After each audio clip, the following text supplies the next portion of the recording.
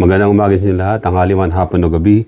Muli si Brother Joe ito ng Kareoke Pananampalataya at Katotohanan dito sa aking small YouTube content na non-monetize. Sapagkat ako ay naniniwala na ang salita ng Diyos ay hindi dapat ito inahaluan ng tinatawag na pag-i-involve o engage sa tinatawag na money-making business. Ang first century Christian believers ay hindi nila ginagawa yun. So kung hindi nila ginagawa yun at hindi iniutos ng Panginoon ay why do we need to follow it yung mga modern times preachers ngayon? Hindi ako, ibig sabihin para sa akin, hindi ako sa pamamagitan ng aking pagsigaw at pagsasalita at paggamit sa salita ng Diyos ay maghahangad na kumita o magkamalang salapi. Sabi ng iba, dapat doon din mabuhay ang isang nangangaral sa Ebanghelyo ng Diyos. Saan sa Biblia yon? Si Apostol Pablo ba ay ginawa niya ba yun? Di ba hindi? Yung ibang mga alagad ginawa ba nila? Hindi. Hindi nila ginawa yun. Nangaral sila sa paraan na makakaya nila hanggang sa sila ay mapugutan ng ulo, ipako sa krus at pahirapan at patayin. Subalit, ang salita ng Diyos ay lumalago nang walang involved na pera. Samantalang sa modern times natin ngayon ay it's all about money. It's all about money talks. Ito ay, kasi sabi ko sa ito ng tapatan, sa paghuhukom, maraming Christian ang ahatulan ng Diyos. Maraming mga born-again Christian, yung mga gumamit ng Bible, ang ahatulan ng Diyos. Sila yung na-prophesy sa Bible na, Panginoon, tumatawag ng Panginoon, nangaral naman kami, nangangaral, mga preachers yun. Nagpagaling na mga may sakit. Pero kinaila sila ng Panginoon, bakit kaya? Ito yung mga tao na ginawang klase ng pamumuhay nila, ginamit ang Biblia para sa sarili nilang kapakinabangan at magtayo sila ng kingdom nila. Nandiyan yung mga nagtatayo na sila ng malalaking mga tinatawag na mansyon, may mga jet plane, may mga bulletproof na kotse, magagandang bahay, malalaki ang telebisyon, masasarap ang kinakain, magagara bihis, at may mga bodyguards, at yung mga anak nila ay napapadala nila sa mga colleges, university na nakakapag-aral doon.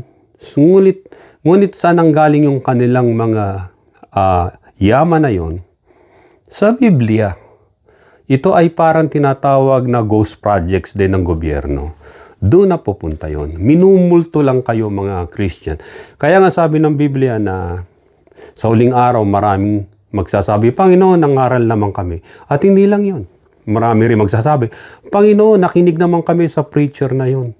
Bakit ako hindi makakapasok sa langit at hindi maliligtas? Uma-attend naman ako sa fellowship niya, sa simbahan. Nag-aayuno ako, nagdadasal, nagbubuklat ng Biblia. Pero may dahilan niyo kung bakit maraming tatawag sa Panginoon na mga hindi pala ligtas na Christians. Maraming Christians na pupunta sa impyerno ho talaga. Kasi sila yung hinula ng Panginoon na tatawag . Maraming tumatawag sa pangalan niya, Panginoon, Panginoon. Tulad yan ang tinatawag na, alam niyo yung parable ng Panginoon sa 10 virgins. Yung 5 ron, matatalino, talagang nagbaon sila. Tunay na salita na yung daladala nila sa buhay nila. Hanggang sa makatulog sila, diba? Ibig sabihin hanggang sa mamatay. Yung 5 naman, ay walang baong oil, hindi puspos ng Espiritu Santo, walang salita ng Diyos sa kanila, walang reserba, wala lahat, namatay din sila, di ba? Sila yung, nung dumating na yung lalaki ikakasal, sabi, bumangon kayo, ito yung resurrection. At sila yung hindi pinapasok, katok ng katok sa pinto, Panginoon, papasukin mo kami. Di ko kakilala. Teka, Panginoon, nangaral naman kami nangolekta kami ng mga tithes and offering. Di ko kilala. Di ko tinuturo yun. Jesus Christ never mentioned those. And why some people na Ginagamit yon kasi nga para yumaman sila. Nagsasalita ko rito, I used my voice, I use my every kinds of ability na pwede kong dalhin dito sa video na to,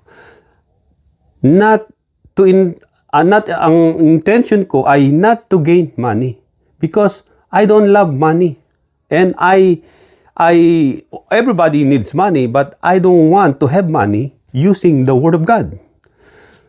Let God be true and every man a liar. Marami mga tao ay nangangaral, they're truly using the Word of God. At hindi pa kontento ron.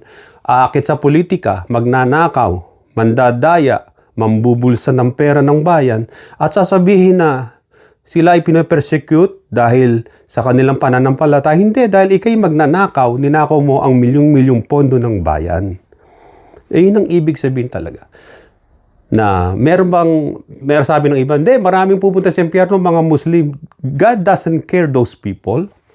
What He cares, yung mga tao sa loob ng tinatawag na gumagamit ng pananampalatayang Kristiyano na ang resulta ay nagpapayaman lang.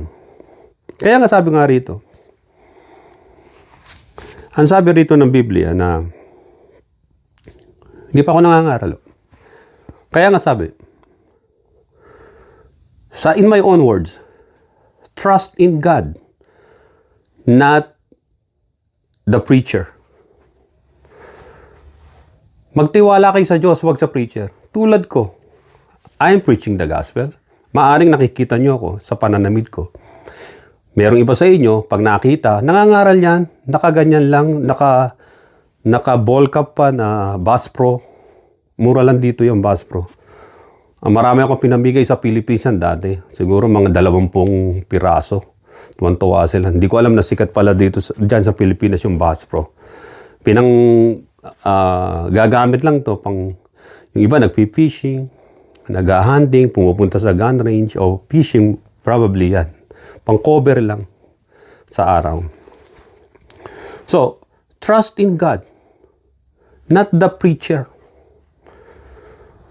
E ngayon, ang unang hakbang niyan, Brother Joe, preacher ka, di ba? So, hindi ako dapat magtiwala sa'yo.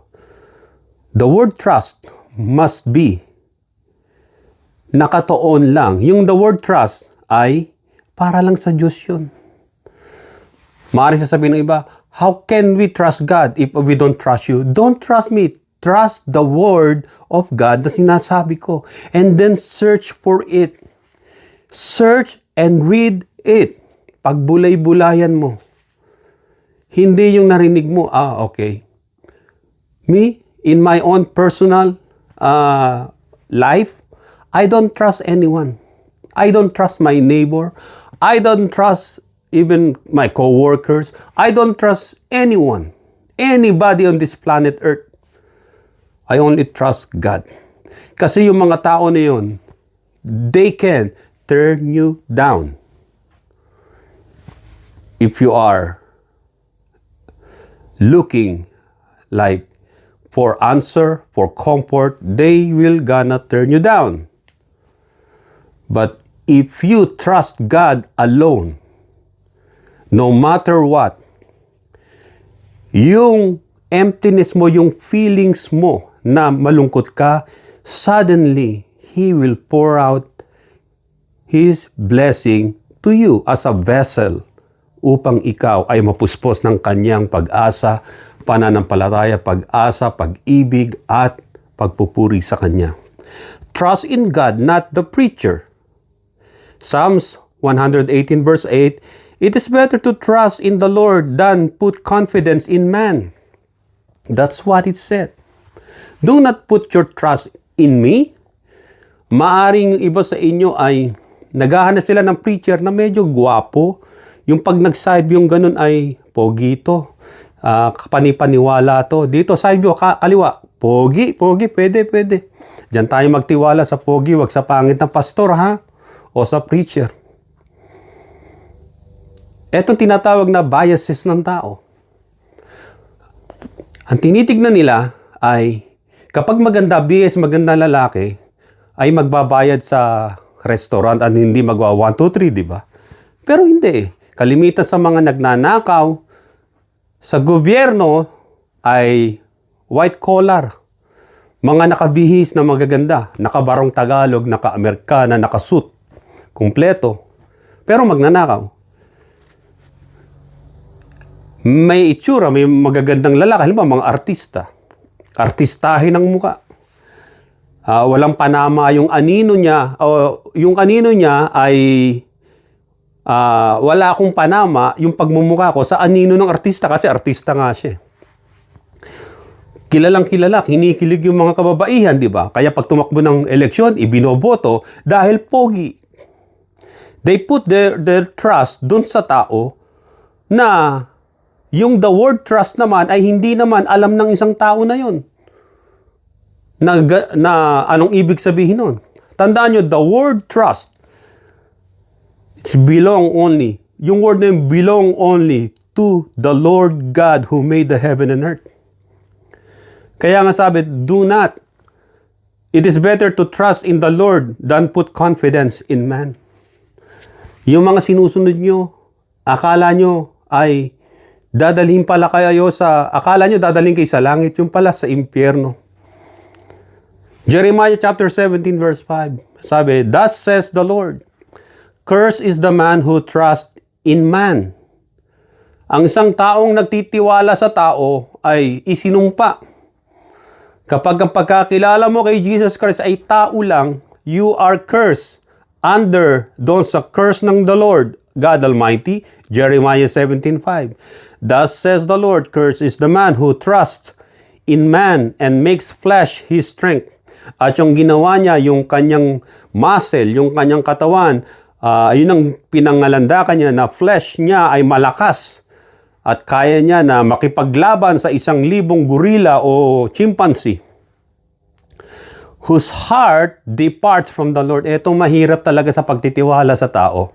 I'm talking about the in a spiritual side, in a religious matter. If you trust in man, God says, there is a curse. Paano magkakaroon ng curse doon? Only if the man that you ever trust ay his heart departs from the Lord. Yung pala, hindi pala sa Panginoon.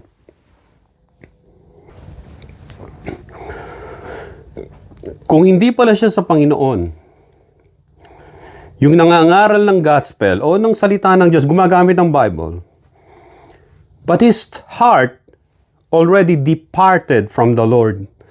Big sabihin, hindi siya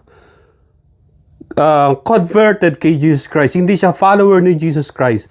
Yung heart niya ay hindi just like the heart of God na nakakaunawa which is right and which is wrong. Yung justice, yung tama, na ang puso niya ay wala na palang kaugnayan sa Diyos. Departs from the Lord, sabi. Under curse, ang taong nakikinig sa Kanya. At yung tao na yon, dala-dala niya curse, hindi blessing. Maging sa Acts chapter 4 verse 19, but Peter answered and said to them, whether it is right in the sight of God to listen to you, sa mga taong kausap niya, yung mga Pariseo, mga scribes, nila Apostle Peter, sa high priest, sabi niya, whether it is right in the sight of God to listen to you more than to God, you judge. It is better to listen to God and to trust in the Lord God. Yung the word trust and listen ay entitled ang Diyos doon. You have to trust God and listen to Him through His Word. Kaya sabi rito, whether it is right in the sight of God to listen to you more than to God, you judge. Sight of God. Kanino tayo magsaside ngayon? Man or God? And why? Romans chapter 3 verse 4, let God be true but every man is a liar. Etong dahilan Every man is a liar. The only reason na magiging liar ang isang tao, if his heart is away from the Lord God, he already departed o hindi naman talaga siya Christian, and he is using the Bible to gain attention, to convert many people so that he can have more money pag in-introduce niya na yung tinatawag na tithes and offering o ano pa mang pangongolekta, and then he will get the riches using the Word of God. At ang sabi rito ay yung binasa ko na ang Diyos ay totoo, subalit ang lahat ng tao ay sinungaling sa mga tumalikod sa Diyos o hindi talaga converted kay Jesus Christ na mga tao. Ay liar sila. They're gonna use the Bible so that they can get what they want dun sa mga tao na napaniwala nila. It's all about money. Alam mo yung kantang money, money, money, di ba? It's all about money. As it is written, that you may be justified in your words. So, ang dala ng isang tunay na nangangaral is justification through o coming from the Word of God, na binabanggit lamang ng kanyang bibig, mouthpiece ng Diyos ang isang tao. If he's preaching the Word of God without anything in exchange from the Word of God na sinasabi niya, sasabihin niya lang. And the rest, God will do the rest. Na kausapin ang isang taong napakinig, halimbawa sa akin, napakinggan niyo ako, and God will deal with you. Kasi sinabi ko ang salita niya without any single centavos o peso na hinihingi ko. Dahil I just preach the word. I just follow God's command na preach the gospel. God didn't say na preach the gospel and collect money. No. Hindi niya sinabi yung kahit basahin yung Biblia nang paulit-ulit. Maraming beses ko nang nabasa ang Biblia since I was 16 years old. Yung Old and New Testament, binasa ko yan sa loob ng isang buwan. Inulit ko pa yan. Binasa ko, kinalahati ko yung Old and New Testament, ulitin ko na naman. Kukunin ko yung Tagalog Bible, pagkatapos yung ang Biblia, yung parang Tagalog King James, uulitin ko yan. Tapos NIV version.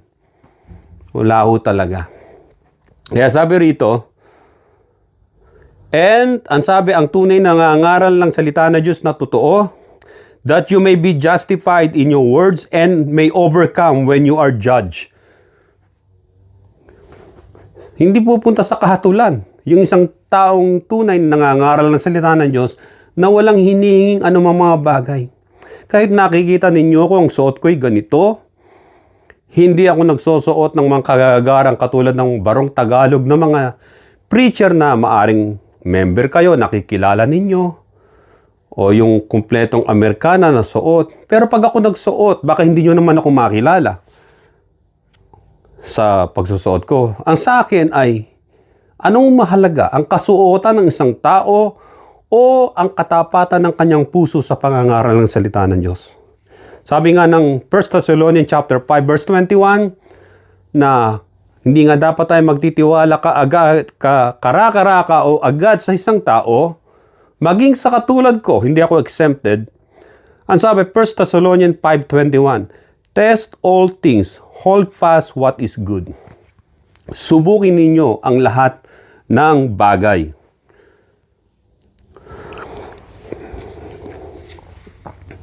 So test all things, hold fast what is good. Don't even, sabi rito, alam natin sinabi ng Biblia na, do not trust or lean on your understanding. Isa rin yan sa sarili nyo. Kasi, minsan yung opinion natin ay conclusion na rin pala sa atin yun. So may opinion ka na, naging conclusion mo pa. So parang isa ka sa alam niyo yung yung mga halimbawa yung mga matatandang Pilipino ganito eh. O kahit yung mga pupunta kayo sa mall, magkakasama kayo, di ba? Ang dami nyo, grupo kayo. Pasok kayo sa mall. Di ba? Lahat kayo nagtatanong, ano kaya to? Ay, saan kaya to? Ganun. Pero nandun ka na sa lugar, alam nyo, ayun yung lugar na pupuntahan yung mall. Yung meron kayong katanungan na parang naliligaw kayo. Parang ganito nasa dagat ka. Hindi rin alam ng isang kasama mo. Halimbawa, kung nasa dagat ka, hindi niya rin alam kung yung alon na darating ay malumanay o malakas. Ay, umaalon no? Alam niya na ang sagot Nasa dagat kasi siya, kaya umaalon. So, ibig sabihin, do not lean on your own understanding. Kasi yung understanding lamang ng Diyos, yun ang totoo. Through the Word of God, and through faith, prayer, and acceptance na God exists. Kaya sabi rito, even in your own riches, 1 Timothy 6:17, command those who are rich in this present age not to be haughty, mayabang, nor to trust in uncertain riches, but in the living God, who gives us richly all things to enjoy. Huwag kayo magtitiwala kahit sa yaman ninyo. Yung mga naipon ninyo sa bangko, huwag ninyong pangalandakan na, may sapat na ako nito para makapagpatayo ko ng malaking bahay, ganito. And you forgot God. What will gonna happen? Anong mangyayari ho? Baka yung pera mo sa bangko na yon ay maubos lang yon sa pagpapagamot mo sa ospital. At yung mga doktor, imbis na pagalingin ka, alam nyo sa Pilipinas ganyan imbis na gagaling ka, yung mga doktor ay matagal pa, maraming alibay. Yung pala, pinapainom na kayo ng gamot na lalo kayo mararatay. Unlike in the US, na talagang yung mga doktor na mabilis kang mapapagaling, nasasubsidize sila ng federal, ng gobyerno. Meron silang ibig sabihin, lalo silang binibigyan ng mga tinatawag na magagandang mga para sa kanila, ibig sabihin, parang nasa-subsidize sila sa ibang bagay. Para makakuha sila ng maraming tinatawag na magiging patient nila in the future. Ganon ho dito. Hindi ka bibigyan ng sakit, gusto nila gumaling ka agad. At magiging isang kilalang doktor ka kasi marami ka napapagaling. Hindi tulad sa Pilipinas sa mga doktor. Puputulin lang yung kuko, sasabihin, nako, malalani, putulin na natin buong kamay mo. Yung kuko lang pala infected. Buong kamay ang gustong maputol. Di ba ganyan dyan sa Pilipinas? Kasi nga, greedy for money. Hindi nila iniisip na there is something more than important than money. Kasi yung mga tao na yon na mahilig sa pera, pakinggan nyo ako, kung nadadaan kayo rito, kung mahilig ka sa pera, mahilig kang magnakaw ng pera at para meron kang pang future mo, anong lifespan mo o ng tao? Swerte mo umabot ka ng 50 years old, 60, 70, 80. Yan ang mga mapapalad na edad. Pero, tanda mo, pag namatay ka, ayun ang pinakamahabang pagtulog na abutin mo. Hindi ka nagsisi, hindi mo sinoli ang mga ninakaw mo, either sa kaba ng bayan, sa ibang tao, tinamasa mo, pinamana mo sa mga anak mo at naging tinatawag na entitled yung mga anak mo. At naging sila, mga nepo children.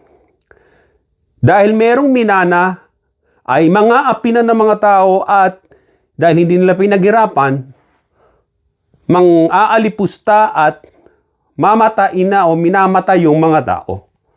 Tandaan ninyo, kayong mga gumawa ng pagnanakaw, Ang Diyos ay hindi ninyo maloloko. Tandaan ninyo. Maaaring sinasabi nyo walang Diyos, kayo lang may sabi niyan. Maaaring sinasabi ninyo walang impyerno, kayo lang din may sabi niyan. Ay na sinasabi na, do not lean on your own understanding. God said there is hell. He made hell for the devil and his angels and those people who followed Satan and committed sins na hindi hiningi ng kapatawaran sa Diyos. Kaya wag ninyong ipagmalaki na kayo'y may kayamanan na ipon. Isang bahala nga dumating sa bahay ninyo, yung mga pinatayo yung bahay gamit, wash out, di ba? Isang palito ng posporo, kayang sunugin ang pinakamalaking bahay. Isang uga ng lupa, kayang mabitakan lupa at maging earthquake, kulaps ang bahay mo. Isang tama ng kidlat, natatama sa bahay mo at sayo, masusunog, ubos ang pinaghirapan mo. At hindi lang yun. Hindi lang yun. Isang cancer cell ang dumapo sa katawan mo, sa immune system mo, nasisira sa buong sistema ng katawan mo. You're dead already. Pakinggan niyo ako. Buhay ka pa, pero patay ka na. Sa cancer. Ang katakutan ninyo ay matapos kayong mamatay, ay may patutunguhan pa kayong tinatawag na kaparusahan. Doon kayo ahantong. Kaya hindi natin pwede sabihin, mayaman na ako. I got all of the money, PhD, lahat. Mayaman na ako. Maaaring sinasabi ninyo, pag ako namatay, gusto ko yung kabaong ko ay meron tinatawag na gold-plated, lahat. Sabi mo lang yan. Maaring panglabas gusto mo. At yung mga tao ay may banda ng musiko, ililibing ka. Forget about your bodies. Ang katawan mo ay ano? Ang sabi ng Biblia, yung kaluluwa mo na kaisa-isa, yun ang makakaharap, makakatanggap ng judgment ng Diyos. Si Jesus Christ, nung nangaral, hindi siya nagpayaman. Sabi nga niyang Biblia sa Matthew 8 verse 20, and Jesus said to him, foxes have holes and birds of the air have nests, but the Son of Man has nowhere to lay his head. Ni walang matulugan ng Panginoon. Nung una siya nag-ministry, ay kung matatandaan ninyo, after mabautismo siya ni John the Baptist, at marinig ng dalawang alagad ni John the Baptist, si Jesus Christ ang Lamb of God, tinanong nila ang Panginoon yung dalawa. Sabi ng John chapter 1 verse 38 hanggang 39, they asked Jesus, Rabbi, where are you staying? Jesus replied, come and see. And they go with him to see where he lives and stay with him that day. Doon sa bahay na maaring nirentahan lang ng Panginoon Kristo yung bahay na yon. Kasi nagsisimula na siyang mag-ministry. Umalis na siya doon sa bahay ni Maria, doon sa Galilee at ng ibang mga kapatid niya. Yung mga anak talaga ni Mary. At siya, ang Panginoon, ay maaring meron siyang ipon dahil isa siyang tinatawag na tekton o carpenter, which is in Greek word ay mason, construction. Alam niya yung mga construction.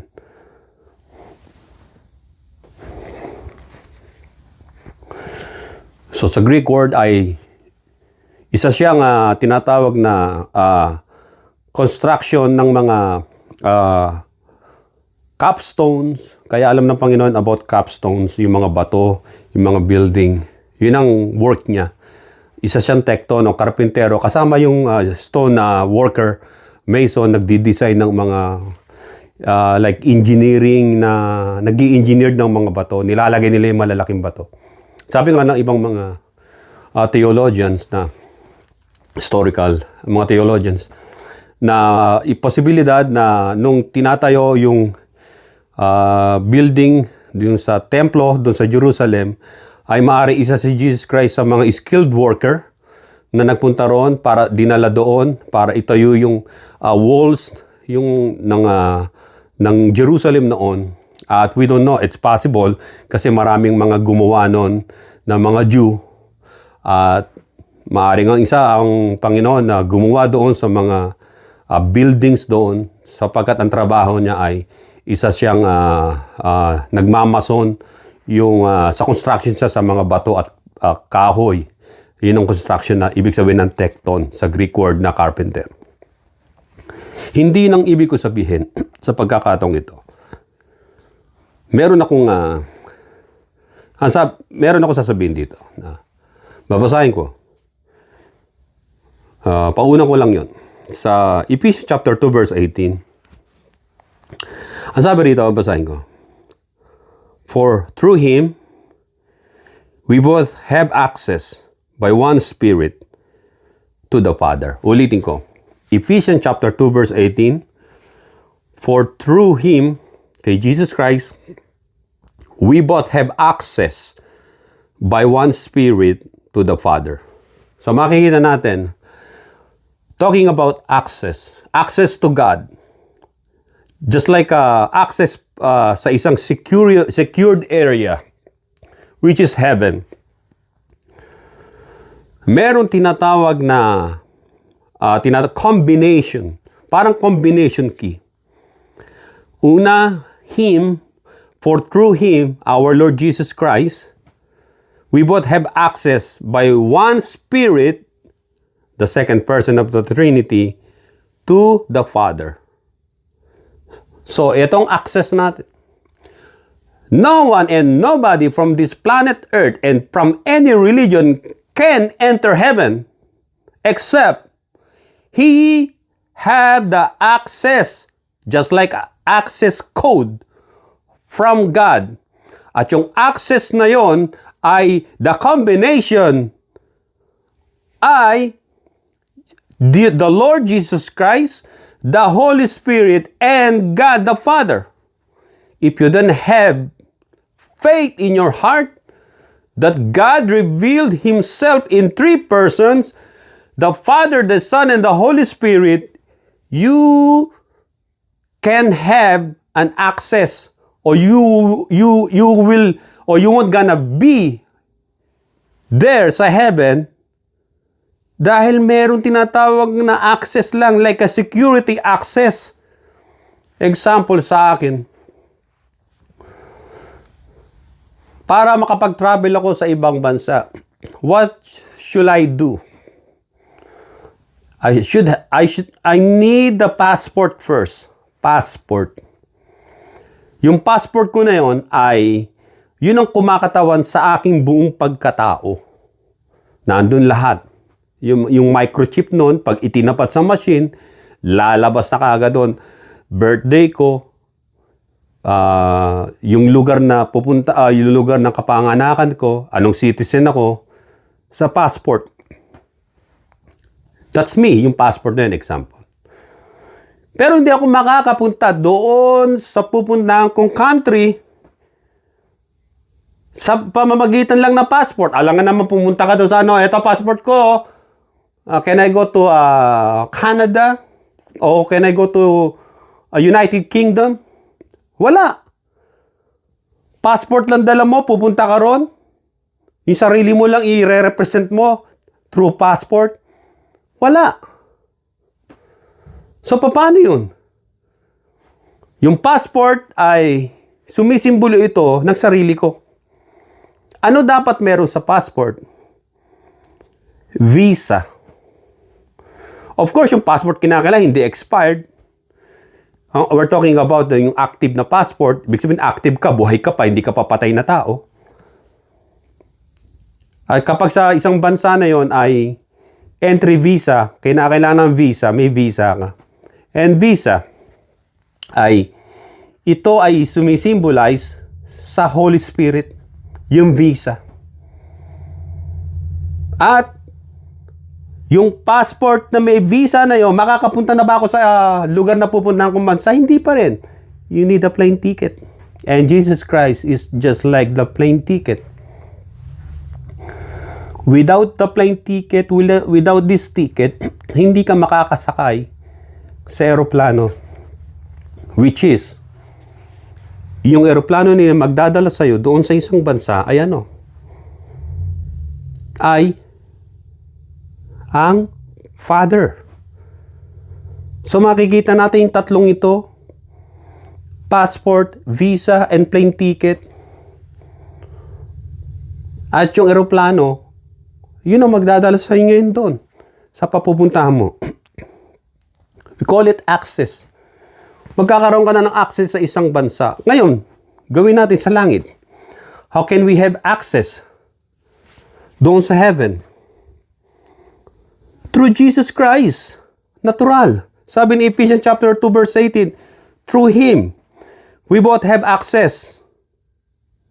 And then second, by one Spirit, through the Holy Spirit. And then to the Father. So malinaw.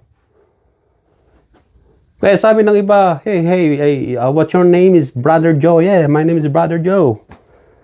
Hey, you Brother Joe. There is only one God. And God, my God is the Father only. Oh, they call it like,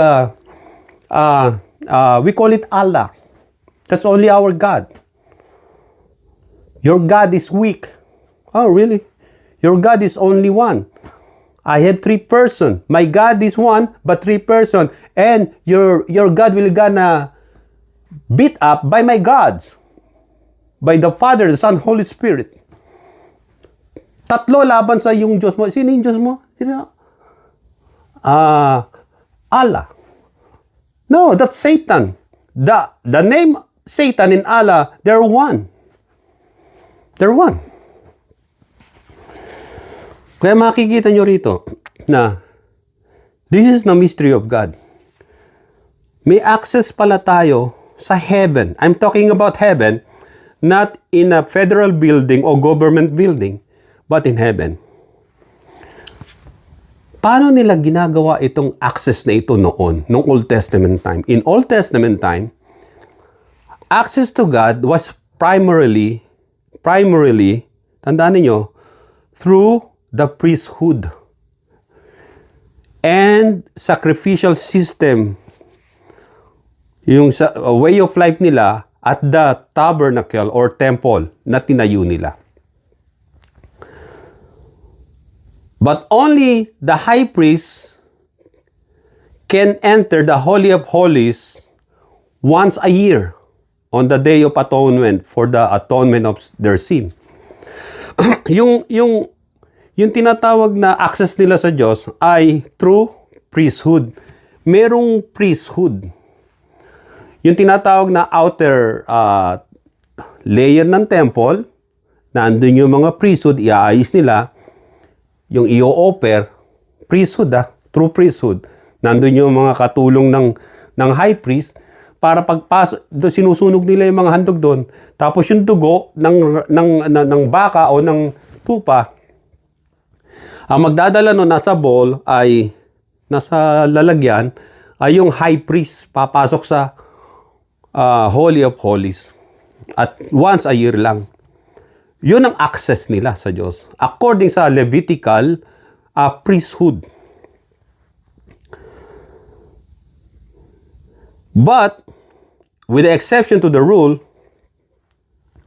there are 3 patriarchs had more direct encounters regarding the access to God through sacrifice. Through sacrifice offering.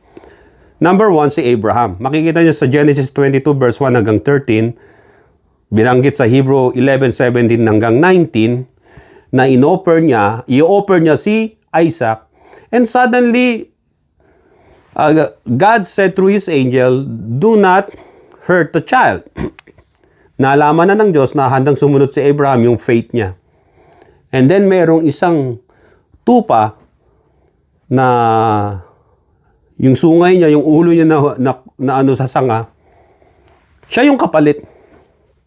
So God is the God of, He provides. Just like Jehovah Jireh, God is the provider. So makikita natin na tinanggap ng Diyos yung offering ni Abraham. Yung tupa, kawawang tupa, sabi nga ng iba, kawawa naman yung tupa na yun, imbis na iligtas. Nandun sa natrap pa, siya pa yung napagbalingan ni Abraham. The thing is, yung hindi nakakaalam yung tupa na yon na parang nakatali dun sa tinatawag na mga sanga-sanga, hindi makalis. Alam nyo kung ano yun? Yun ay tinatawag na typo o typology ni Jesus Christ. Na itinali siya. Doon nung hinuli siya ng Roman soldiers, ng mga soldiers. At pinalo siya, di ba? Para i-sacrifice sa cross ng Calvary. Ganon ang shadow ng kay Jesus Christ. Sa hindi nakakaalam. Yung mga animal lovers, sabi nila, dapat sinagip. Wala pang animal lovers nun. Ang paraan lang para mapatawad ng Diyos ang isang bansa, tulad ng Israel, ay through sacrifice and offering. At makikita natin doon na sa panahon ni Abraham, handa siya sumunod sa Diyos. We know that God doesn't want an offering, yung human offering. Kasi ginagawa ng mga pagan yun eh. So hindi yun ang pinalalabas ng Diyos na tama. Kundi ang yung Levitical laws na darating sa mga Hebrew people pagdating ng araw. Na yung kapalit natin, yung na-substitute kay Isaac, parang sa atin, tayo yung si Isaac, ay yung tupa na blameless, which is our Lord Jesus Christ in the future. Yun ang meaning nun. Na ang tinanggap ng Diyos ay yung tupa na siya mismo ang nagbigay, hindi nang galing sa ibaba ng kabundukan ng Mount Moriah, kundi doon mismo. Naroon, nag-appear, bigla doon sa tinatawag ng mga bushes at yun ang pinampalit ni Abraham instead na si Isaac ang mamatay. Yun ang katulad ng Panginoong Jesucristo. Si Jacob din, nagandog siya dun sa Bethel with oil sa Diyos, yung offering niya. At tinanggap ng Panginoon. Doon niya nakita yung mga angels bumababa, panik-panaog, na merong ladder hanggang sa langit ng Diyos. Nakatutok doon sa kalangitan ng Panginoon, yung mga angel bumababa sa bandang ulunan niya. At tinawag niyang Bethel. At si Moses din. Si Jacob, makikita niyo sa Genesis 35 verse 14 hanggang 15. Si Moses naman sa Leviticus chapter 8 verse 28 hanggang 36 ay nagandog din siya. Yung mga flesh ng animal na hiniwa-hiwa. Kaya nga ang katawan ng Panginoon, di ba, nagka-hiwa-hiwa yung flesh niya sa mga slash because of our sins na ipinataw sa Kanya. So, anong access ito? So, yung high priest noon, siya yung magiging access ng mga Israelites sa Diyos para mapatawad sila. Once a year lang At yung high priest na yon, dapat siya'y binanal niya ang sarili niya. Hindi siya nakakagawa ng anumang mga kasalanan na dapat kinakailangan ay linisin niya na muna ang kanyang sarili. Pero itong tunay na high priest na ito na banal, walang kasalanan, ay siya ang ating forever high priest. Jesus Christ is our forever high priest. Sabi ng Hebrew chapter 4 verse 14, seeing then that we have a great high priest who has passed through the heavens, nanggaling sa langit yung high priest, Jesus the Son of God, let us hold fast our confession. Kaya makikita ninyo rito na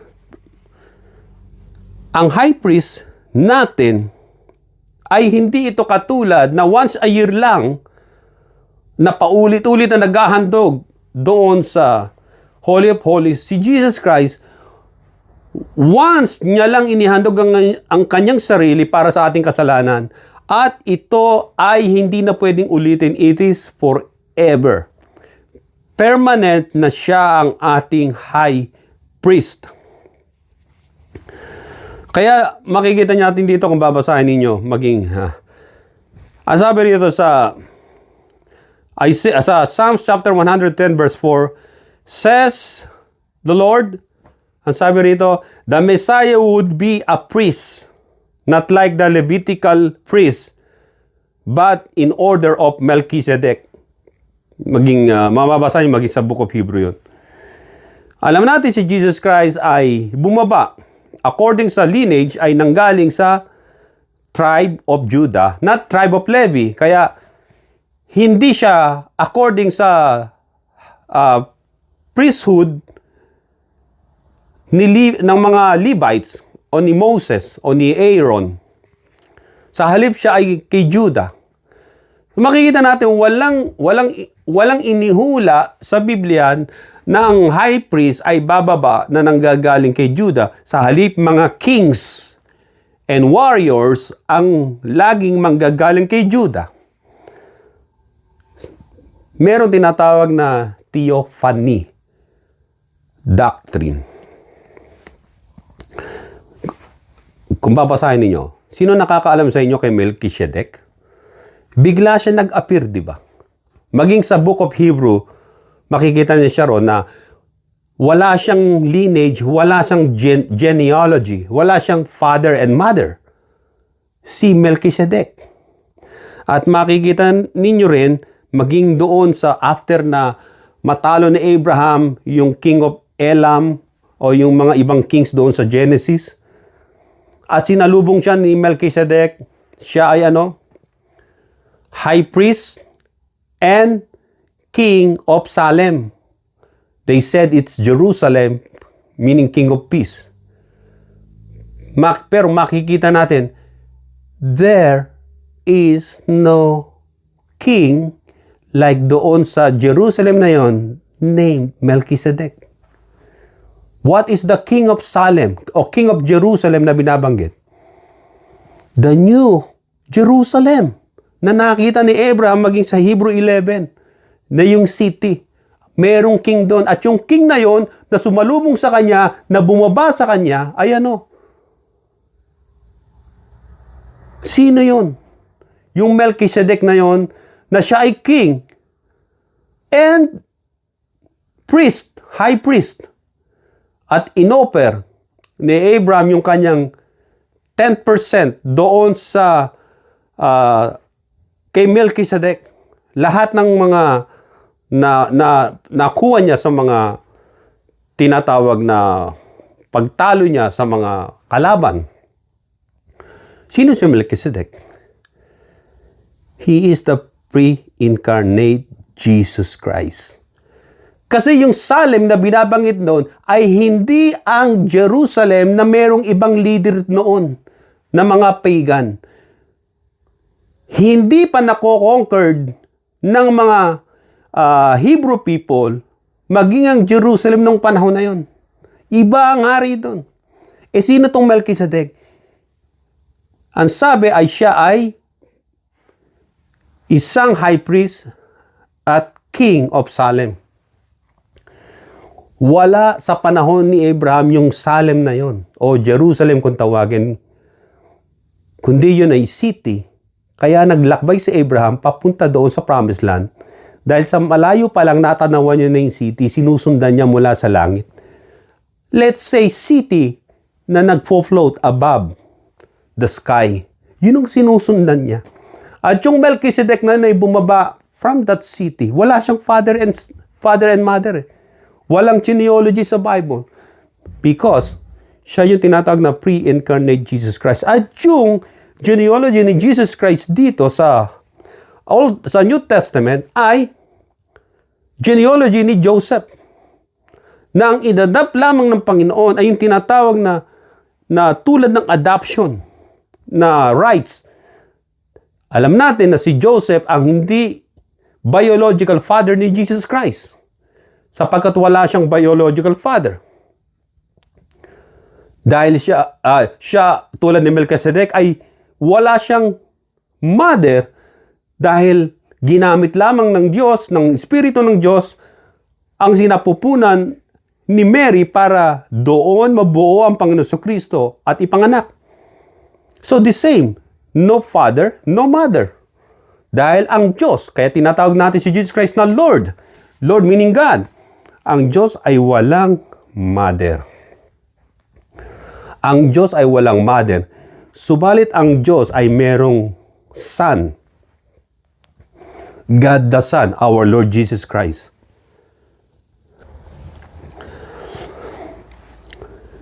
Basahin nyo na lang sa Hebrew chapter 7 verse 14 yung patungkol doon. At sa Revelation chapter 19 verse 11 hanggang 16, ito na yung conclusion. Na yung high priest na yon, siya ang King of Kings and Lord of Lords na nakasulat sa kanyang hita yung pangalang King of Kings and Lord of Lords. Siya na si Jesus Christ. Sa tinatawag na another set of scenario na mangyayari sa panahon na darating. Na siya ang bumabang Melchizedek noon. At siya naman yung Jesus Christ na nakita ni John the Beloved na King of Kings and Lord of Lords. Ikalawa, Jesus Christ, our Lord Jesus Christ, He is our builder. Hebrew chapter 11 verse 10, for He waited for the city which has foundation, whose builder and maker is God. Ito yung kay Abraham din. Na hinihintay niya yung city na nakita niya na ang gumawa at ang maker is God. Sabi ni Jesus Christ sa John chapter 14 verse 1, ang sabi hanggang 4, let not your heart be troubled. You believe in God. Believe also in me. Because if we believe in God, we believe in Christ. If we believe in Christ, we believe in God. At sabi ng verse 2, in my Father's house are many mansions. In my Father's house are many mansions. Kung wala kang bahay dito sa earth, tayo'y homeless at pangit ang bahay. If you believe in Christ, you have mansions. Higit pa sa mga mansyon ng mga nasa mundo. Yung mansyon nila, binabaha, nasisira, haunted pa, kung tawagin. Kaya dito makikita natin dito na it's a wake-up call. Wake up! Kung ang bahay nyo ay gulag-gulanit, pangit, hindi mansyon, wake up! If you have faith in Christ, you have mansions na para sa'yo. Jesus said, in my Father's house are many mansions. It's not for sale. It's for free for those who believe in Christ. If it were not so, I would have told you, I go to prepare a place for you. Kaya umakit ang Panginoon sa langit para i-prepare niya, ayusin niya kung saan ka banda sa mansyon na yon ilalagay ng Panginoon. Sino may gusto sa inyo yung bahay niyo malapit sa karsada o malapit sa bandang ilog? Sa akin, it doesn't matter. Basta doon ako sa mansyon na gusto ng Panginoon para sa akin. If it were not so, I would have told you, I go to prepare a place for you. I will come again and receive you, meaning I will welcome you to myself, that where I am, that there you may be also. And sabi ng verse 4, and where I go, you know the way. Verse 6, sabi rito ng John chapter 14, verse 6, Jesus said to him, I am the way, the truth, and the life. No one comes to the Father except through me. Makikita natin yung access.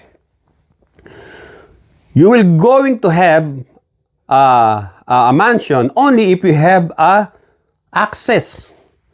Parang security access mo. At yung access na yon ay through Jesus Christ, by one Spirit and the Father. Because if you believe the Lord Jesus Christ, you believe in the Holy Spirit and the Father, because there is only one God that exists in three persons, the Father, the Word, and the Holy Spirit. So dito sabi rito, yung mansions na yon, huwag kayong mamumroblema dahil ang karsada doon ay gawa saan? Aspalto ba? Bato ba? Ginto. That's what Jesus said. Maging sa Book of Revelations. So dito makikita nyo na ang Panginoon as a builder, He knows na para sa atin. He built those because He is a maker. He created all things. Kaya ano ang tinatawag na actual job ng Panginoon nung siya bago mag-ministry? Yung edad niya na yon na bago siya mag-ministry ay anong trabaho niya? Isa siyang tekton o craftsman. Stone, mason, and carpenter.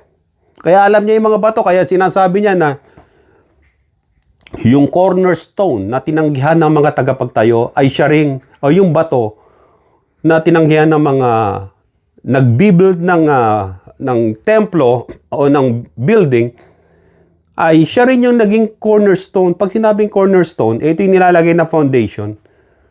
Parang ano yung letter L. Ayun ang nilalagay nila na tinatawag na cornerstone. And Jesus Christ is our cornerstone sa ating pananampalataya, at siya ang cornerstone ng ating kaligtasan sa ating buhay na ito. Ikatlong puntos. Jesus Christ is our shepherd. Sabi ni Ezekiel chapter 34 verse 11, na ang Diyos ay bababa as a shepherd. The Lord God Himself, the true shepherd, ang sabi ng verse 11, for thus says the Lord God, indeed, I myself will search for my sheep and seek them out. Ang Diyos mismo ay bababa at hahanapin niya yung mga nawawalang tupa. Siya ang shepherd na maghahanap sa mga nawawalang tupa. Bababa siya from being as God, ay bababa siya na magiging shepherd of ng ating soul, of our soul. At makikita natin, yung shepherd na yon na binabanggit ay nangyari ng sinabi ng Panginoon. Jesus Christ said, ang sabi, sa John chapter 10 verse 11, I am the good shepherd. The good shepherd gives his life for the sheep. Ito ang tunay na shepherd o pastor. Pastol, sa ating pastol . Sa ibang translation, pastor. Good pastor. Good pastor. Kita nyo, ang ating good pastor ay hindi nagpayaman, bagamat mayaman ay hinubad niya ang katangian ng pagka-Diyos. Nagkatawang tao, mayaman siya. Subalit bumaba upang maging mayaman naman tayo sa pananampalataya at buhay na walang hanggan. Makikita natin ibang-iba ang Panginoon Kristo sa mga modern preacher ngayon o nangangaral. Yung mga nangangaral ngayon na mas gusto nila na sila magkaroon ng tinatang kilik na pananalapi, magbabanggit lang ng ilang katao. Kaya dito sabi ng Biblia, si Jesus Christ ang good pastor. Inaalay niya ang kanyang buhay sa mga tupa. Hindi ang good pastor ng mga sheep ay hindi niya inaabuso ang mga tupa, hindi niya pineperahan, hindi niya ginagatasan. Sabi ng 1 Timothy chapter 3 verse 1 hanggang 7, yung continuation sa mga true pastors, kung ano yung ibig sabihin ng true pastors na yon. Ang sabi, merong mga false pastors ngayon na nagpasukan at gumagamit ng Biblia na tulad yan na limbawa hindi na nakontento sa pangungulimbat ng tithes and offering nila kahit wala, hindi tinuturo ng Panginoon, ay papasok sa politics pagkatapos magnanakaw ngayon, mangunguha. Makikita ninyo na they don't care the people o yung members nila kasi they love they love money more than everything. Yung mga preacher na yon. Example lang dito, bago ako pumunta, ito ay historically founded tsaka may mga evidence na may mga kaso sila, yung mga preacher na, halimbawa sa Amerika, mga false pastors and preacher na sugapa sa pera. Si Kenneth Copeland, may sariling jet siya, yung mukhang demonyo kung tawagin nila, mukhang ni Satanas ang pagmumuka. Kenneth Copeland. Minura-mura niya pa yung isang nag-interview sa kanya. Tinatakot-takot pa. Greedy sa pera. Isa pa, pangalawa, Jim Baker. Mag-asawa yun si Tammy tsaka si Baker. Si Jim Baker, nakasuhan yun ng rape tsaka ng bulsa ng marami mga pera ng church nila. Sila yung naging mayaman, ha. Yung mga member nila, bigay lang ng bigay. Sila ang yumaman. At may kaso yun, pati yung House of Prayer Christian Churches nila na yun.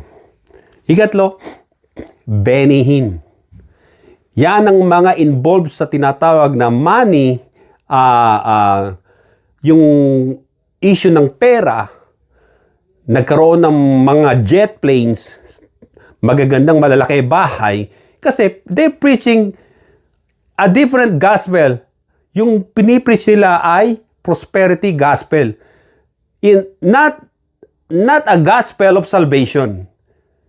Ang gusto nila ipangaral lang laging material things o kapalit ng pagbibigay mo ng pera ay daragdagan kapag ginawang Bombay. If you give more, it will gonna give you more. You will gonna receive more sa binigay mo. Halimbawa, nagbigay ka ng 5 ay babalik sa'yo ng 5. So, ginawa nilang utu-utu ang Diyos. At hindi lang yun yung mga tao. Ginawa nilang katatawanan ng Diyos. Yung mga tao, syempre, sino ba naman ang ayaw ng babalik yung binigay nila na doble? Parang scam sa atin yung mga pyramiding. Na pag nagbigay ka, ang kapalit ito, 5. Ay mga tao naman kasi, they don't know about the Bible. They're easily swayed in ng mga taong ganung mukhang pera. Nagtiwala sila eh. Sa bihis, sa pananalita, basta nagtiwala sila, dating na mapera to, hindi tayo bubulahin nito. May pera naman siguro to. Kasi sa bihis, nakukuha sa bihis siya sa pananalita eh. Tsaka sa pagmumuka, syempre, retayo ko ng konti ng muka. Medyo babatakin yung muka, mag-aano ng yung i-glutamate, pagagandahin ng muka. Tapos yung magpapalagay ng kilay na may parang tattooing yung nilalagyan ng parang kulay itim eh. Hindi ako naggaganong-ganon eh. What you see is what you get sa akin. At sabi ko sa inyo, mamamatay ako. I would rather die without any centavo sa bulsa ko. I would rather die thinking about God, thinking about my Savior, calling my God and my Savior Jesus Christ, and thinking about the heaven, yung tahanan ko na patutunguhan ko, dahil God knows na ang mundong ito ay it won't gonna survive for another thousands upon thousands of years. Because darating ang panahon na ang Panginoon ay muling babalik at para kunin tayo. At yung mga hindi makakaabot ng kanyang pagbalik, namatay, dinadala naman tayo sa kanyang kaharian, sa kanyang paradise. Para doon muling buhay maguli. Pag tumunog na yung last trumpet. Sino pa? Yung mga nagpangaral, hindi si Kristo ang pinangaral, kundi yung tinatawag na material things o mga pera na darating sa taong nagbibigay. Si Oral Roberts. Sino pa? Yung mga mukhang pera na involved sa mga pera tsaka mga kalaswaan, kabaklaan. T.D. Jakes. Mga preacher to. law, dollar. Isa ito sa mga involved sa mga money-making business. Sino pa? Joel Austin. Isa ito sa mga nagpapasok na mga doctrine na kapalit ng maraming perang matatanggap nila sa mga tao na yun. Sino pa? Si Jesse Duplantis. Ilan lang ito sa kanila. Makikita nyo naman sila sa mga online. Nandun sila sa mga kaso nila. Sa Pilipinas, sino? Kikita nyo mga Villanueva. Sino pa? Yung mga preacher dyan na mga sugapa sa pera, yung mga naging politician. Sila yon. Sila yung mga nakakatanggap ng mga pera sa gobyerno. Sila yon. Yung mga anak-anak nila. Kaya makikita ninyo na ginawang pagninegosyo yung Biblia, yung salita ng Diyos. Di ba? Kahit si Manny Pacquiao, meron daw fellowship na pinasimulan. Makikita nyo maraming born-again Christian, evangelical Christian, sila yung kumakatok sa pinto. Sila yung kumakatok, Panginoon, Panginoon, papasukin mo kami. Nangaral naman kami. Kayo ho yun. Ang mga taong nabuhay dahil sa pangangaral ng Biblia at ginawang gatasan ng mga tao. At pilit na binabalik ang Old Testament ng ikapu na winakasanan ng Panginoon. Yung Old Testament, hinati niya na nga yung curtain ng Holy of Holies eh. Tapos ng lahat, nung sinabi niya, it is finished. Wala nang tithes and offering. Wala nang sacrificial offering kasi enough na si Jesus Christ. Once and for all na yung ginawa niyang death on the Calvary. Tsaka yung tinatawag na pag-o-offer. Ang dapat ninyong i-offer sa Panginoon, hindi ang tithes, hindi ang pera, kundi ang sarili ninyo. Your body, soul, and spirit. I-offer nyo sa Panginoon. Kaya nga dito makikita nyo, we must put our faith in Jesus, who art in heaven. Don't put your faith or trust in man. Put your trust in Christ. He is the Son of the living God. Siya ang salita na nagkatawang tao at siya'y umakyat sa langit na may glorified body na magkakaroon din tayong katulad nito sa ating muling pagkabuhay. At pag dinagi tayo o rapture ng Panginoon. 1 Peter chapter 1 verse 21. Who through him believe in God, who raised him from the dead and gave him glory, so that your faith and hope are in God. Eto, tandaan ninyo, marami sa inyo rito sinasabi na dapat dumalo tayo sa mga churches, sa mga fellowship na yun kasi nga ay nang inuutos ng Diyos. Where in the Bible says that kapag ikaw ay hindi umaten, ay hindi ka na sa Diyos. Where in the Bible? Jesus said, if there are 2 or 3 that gather in my name, hindi niya sinasabi na doon yun sa isang specific building na may fellowship o churches na tinatawag nila. We can gather in the name of our Lord Jesus Christ. Saan? Is that physical? No. Dahil sa technology, meron ng YouTube, video conference. We can gather together in the name of our Lord Jesus Christ. And even in prayer, hindi nyo nakikita yung isang tao, iniisip nyo siya, nananalangin din kayo ng sabay sa isang oras. You are gathering in the Spirit. Ang sabi rito na believe in God who raised him from the dead and gave him glory, so that your faith and hope are in God. Para yung pananampalataya at pag-asa wala sa tao. Sapagkat si Jesus Christ ang sinasabi na binuhay na maguli mula sa mga patay at niluwalhati ng Ama upang inyong pananampalataya at pag-asa ay sa Diyos lamang nakatuon. Psalms 91 verse 4, He shall cover you with His feathers, and under His wings you shall take refuge. His truth shall be your shield and buckler. Ito ang gagawin ng Diyos sa inyo, sa atin, na i-cover tayo ng Kanyang feathers. Ibig sabihin ng Kanyang comfort, ng Kanyang tinatawag na safety, parang safety net o safety na pang-cover sa atin.